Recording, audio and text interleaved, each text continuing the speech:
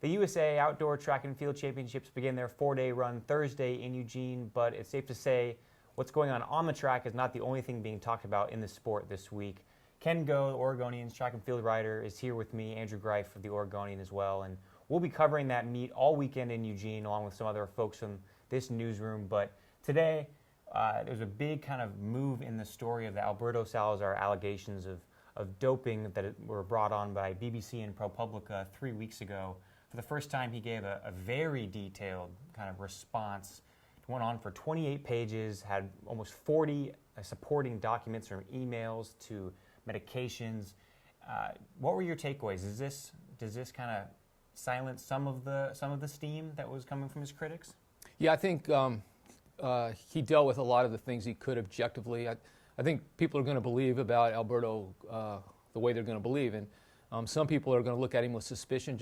And he acknowledges this just because of the way he was as an athlete. He took risks.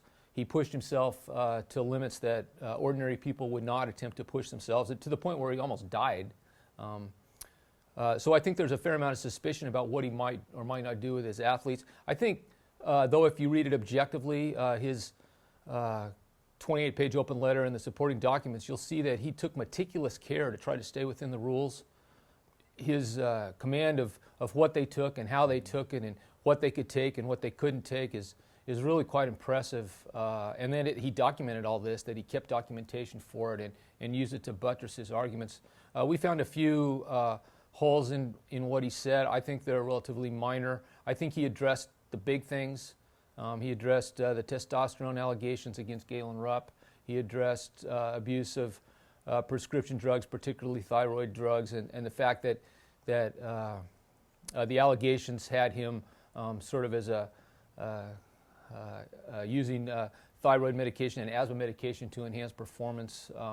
I think for the most part he addressed those and addressed them pretty convincingly. What were some of the small holes that you and some other the reporters here found? If you can go over those real quick. Well, it's not that they're necessarily holes, that they're just things that he did not address. He didn't get into one case in which he was alleged to have given prescription drugs that had been prescribed for someone else to a different athlete. I think a Celebrex painkiller was one, and inhaler was another. And there's some question about how fully he addressed some allegations made by Lauren Fleshman that he counseled her to take asthma medication in a way contrary to what her doctor suggested that she take. I would stress, however, the way he counseled her to take it, while it might not have been kosher with the doctor's recommendation, it did not violate the sports drug taking rules. So I don't see there's a lot of wiggle room here, but we've yet to hear from Steve Magnus, or at least I haven't, or either Adam or Kara Goucher or John Steiner, the massage therapist, these were the principal people who made the allegations. I've yet to hear from them on the record since Alberto responded. So there might be something there that we don't know about that maybe would put their allegations in context in a way that would not make his rebuttal look as strong as it does at the moment. Yeah, this will be an interesting week because of the U.S. Championships. You have Nike Oregon Project runners who will be competing. Is Kara Goucher scheduled to compete this week? Yes, 5,000 meters, yes. So you're going to have, in some ways, kind of a little bit of a media circus where the questions will be asked. Because of the meet is here, do you think that will be able to, those performances on the track will be able to kind of outweigh what's going on outside of it? Or is it just too much right now? Was the Nike Oregon Project outweighing a lot of the...